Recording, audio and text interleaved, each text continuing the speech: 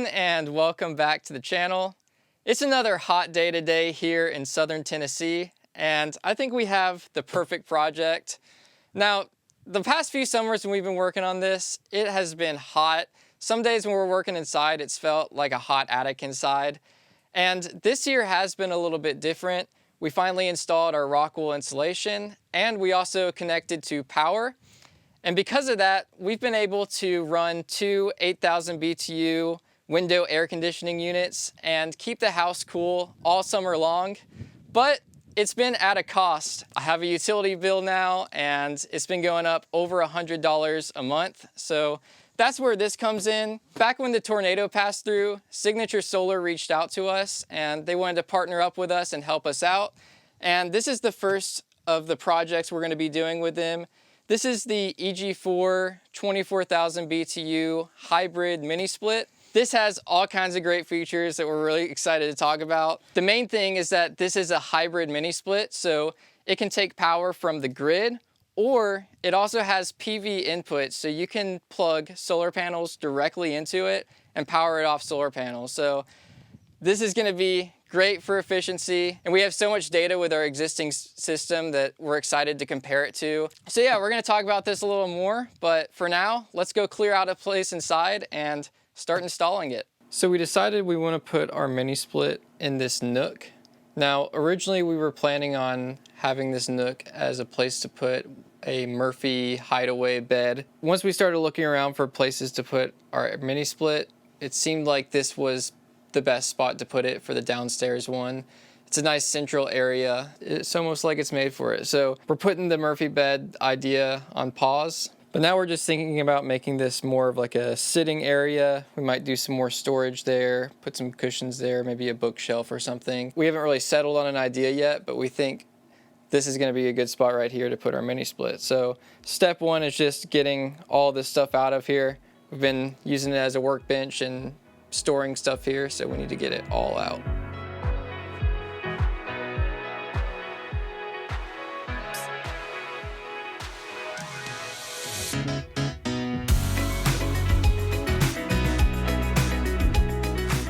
We spent some time doing a deep clean in our nook, an area that had been overlooked for a while. Now, this workbench that we were cleaning was actually our very first workbench for this project. It's one of those cool Amazon finds where you just grab some legs and then build the rest yourself with some 2x4s and plywood. We used it a lot in the beginning, but over time it just became one of those spots where we'd drop random things. I think we all have those places, right? Well, this nook was definitely one of those spots in the shed, so it felt really good to finally clear it out.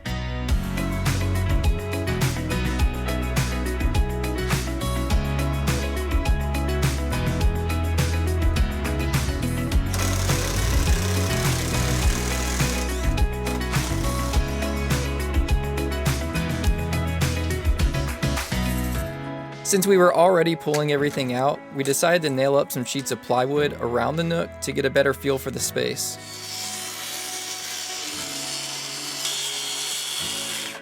We picked up some Luan plywood, cut it to size, and started hanging it on the side walls. Now, we're not sure if this will be the final finish, whether we'll stain it or paint it, or maybe even cover it up with something else later. But as soon as it went up, we could really start to feel the space change, and that's got me really excited about finishing the interior of the house.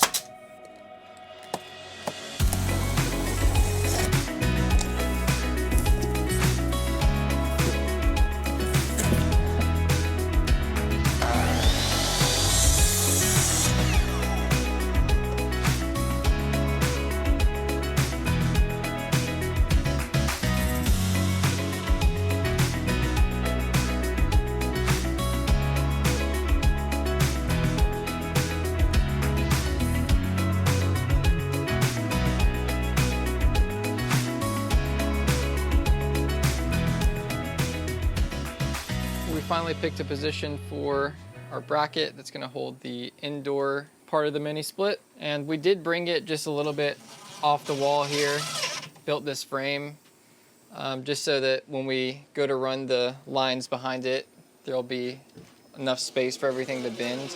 I don't think we had to do it that way, but we just wanted to make it easier. And also we have some plans for our trap door upstairs, and we wanted to leave a little space to hide some electronics later on. So that little space back there should work out. And then you can see there's this guide of how everything needs to be lined up. And this is the hole that we need to drill to run all the lines through the back, and we went ahead and marked that. So now we just have to get a hole saw and cut that out. That part right there should hang right up.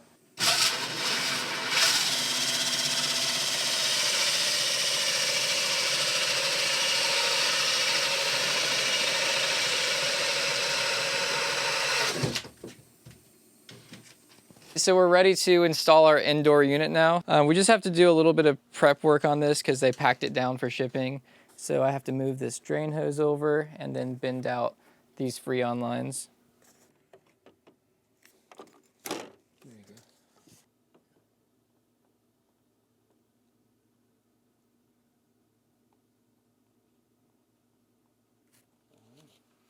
So then we're putting this drain plug in here. That came out of the other side where it actually goes. All right, that was kind of hard to get in there, but wanted to make sure we did that so that water doesn't come out in our wall. So now we can reattach this drain hose on this side.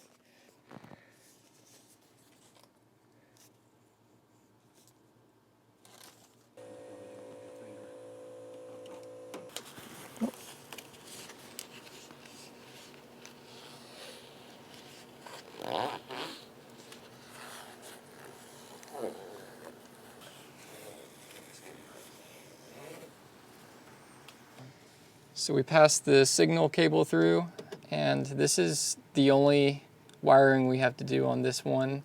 It's powered from the outside unit, so this cable runs with the rest of these to the outside.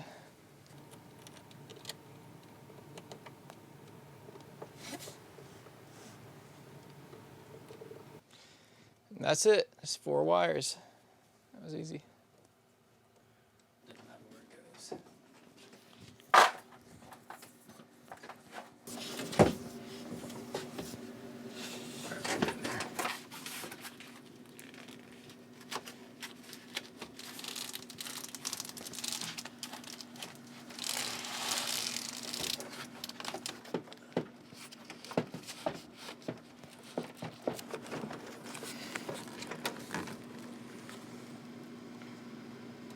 Indoor unit is installed now, and you can see these lines come down.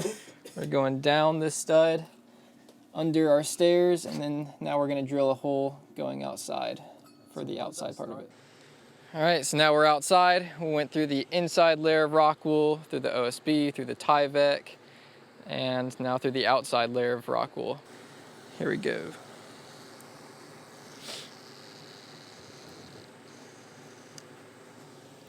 So this is our original board that we use for our electrical stuff right over there. And the size didn't work out, but now we are reusing it for this. So we're just gonna line up the hole that we already drilled with our new hole. Hit the hole on the first one. Let's try this one right. Wait a minute.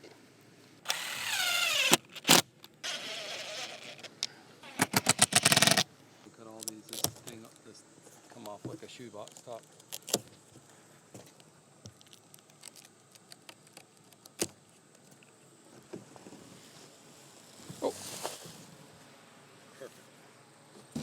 Got started on installing our electrical.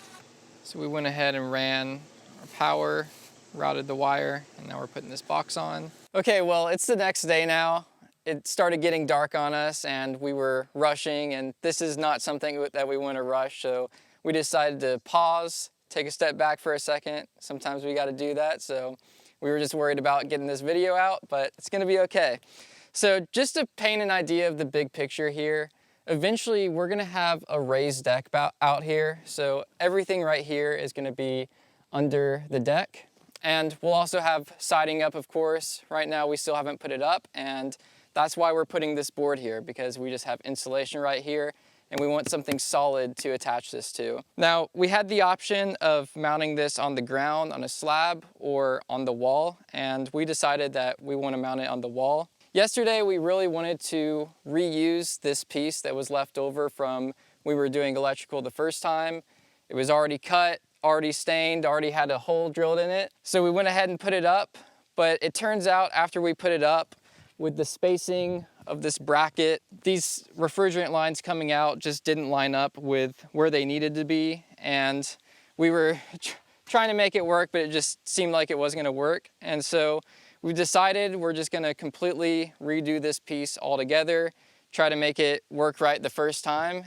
So yeah, we went ahead, cut another piece, we stained it. Now we can just take down this piece, put up our new piece, and we should be able to mount this all and have everything spaced correctly. So let's go ahead and get our new piece mounted up, and we should have this up in no time. New day, new board. That's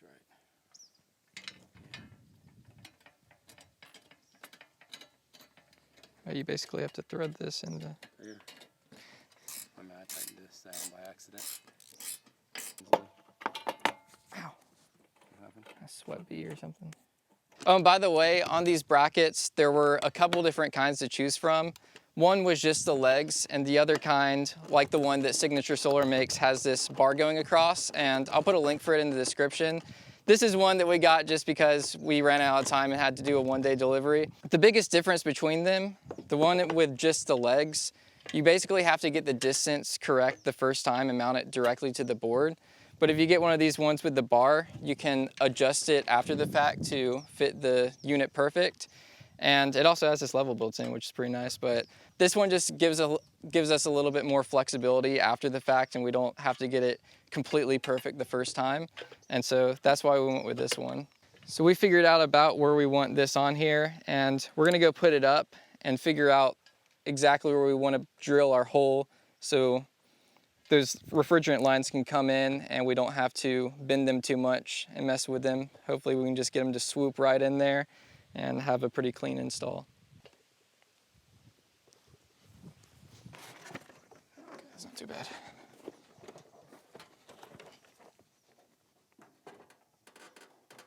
Okay, so we kind of mocked this up on here. You can see the distance that we have behind here, but right here is where those refrigerant lines need to connect. And so we're thinking if we put the hole right back here somewhere, they'll be able to just come straight into there.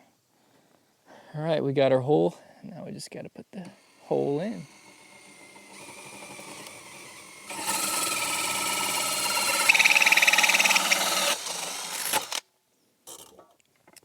And here's the stain that we've been using. It's the same one that we used for our electrical over there.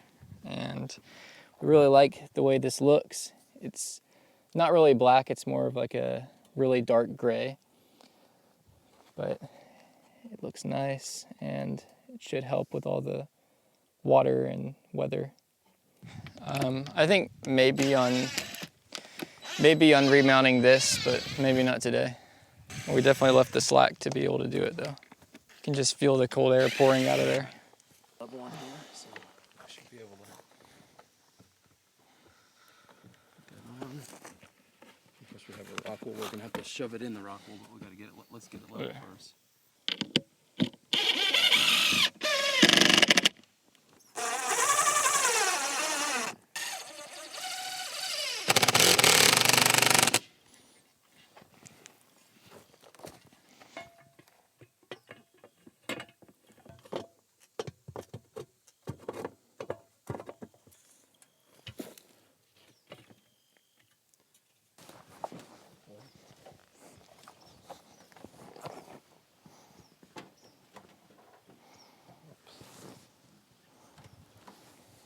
Well, it seems like it holds it at least.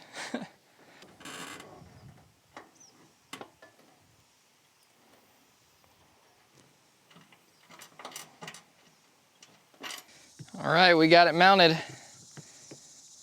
Looking real good sitting there. And now we just have to run it power, run our refrigerant lines, and run that drain. I mean, that should be it. It should just work after we get everything hooked up. Also, with the refrigerant lines, we're about to show this, but this has plug and cool, so everything's already pre-charged. We don't have to deal with vacuum pumps or anything like that.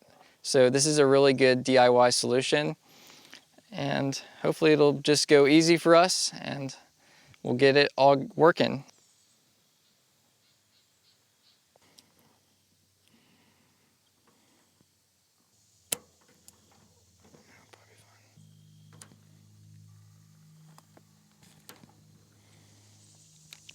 Okay, so for power, we're starting off with this air conditioner disconnect, and this is the one that we got, 60 amps, and it's from Lowe's.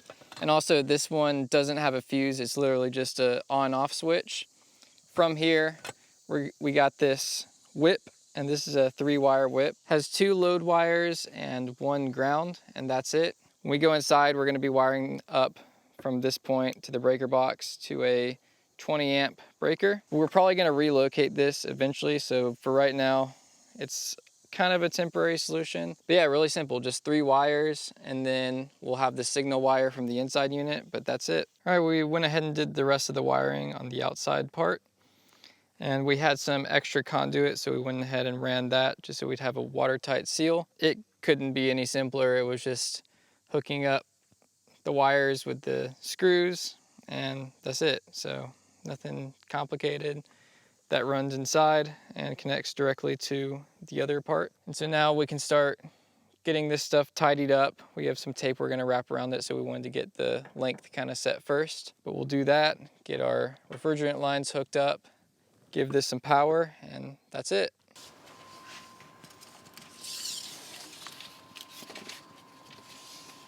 I'd say about 41-ish.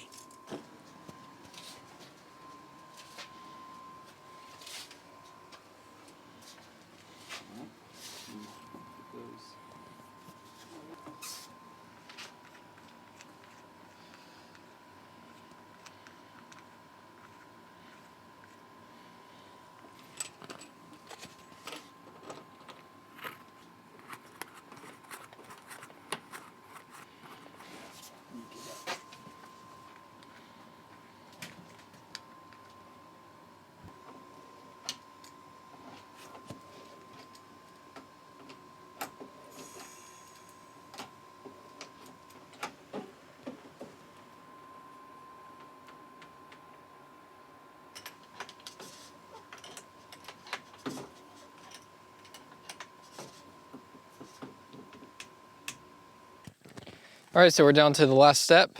Just need to open the valves and let the refrigerant flow through. Make sure there's no leaks anywhere, and it should be done. No vacuum pump or anything. It should be plug and cool, as they call it.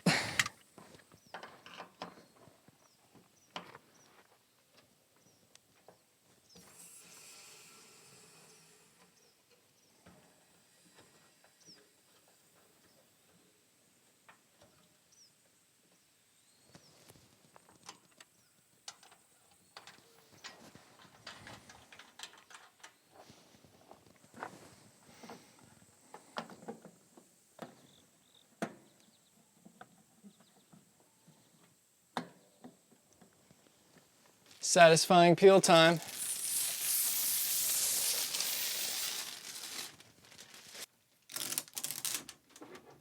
Oh. This is supposed to latch in there, right? Like that.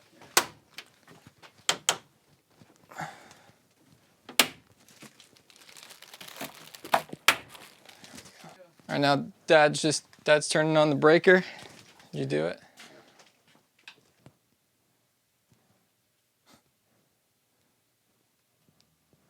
Oh. I see it up there. Here we go. Yeah, you can see it. Good, Celsius. I don't remember their button combination. It said it's a Fahrenheit. Yeah, cool.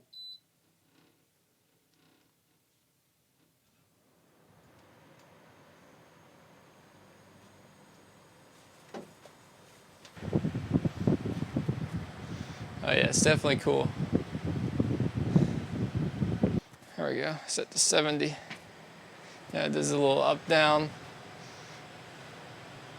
Nice.